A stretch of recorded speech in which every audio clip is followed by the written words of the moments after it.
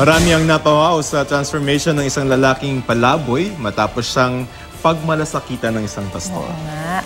Madungis, balbasarado at mahaba ang buhok ni Erwin Dean nang makita ni Pastor Franklin Agodon sa isang mall sa Quezon City. Naghahanap daw siya ng makakainan sa basura o ng makakain sa basurahan at tila gutom na gutom. Dahil na antig sa kanyang nakita, pinaliguan at binihisan siya ng pastor. Pinakain siya at dinala pa sa barbero.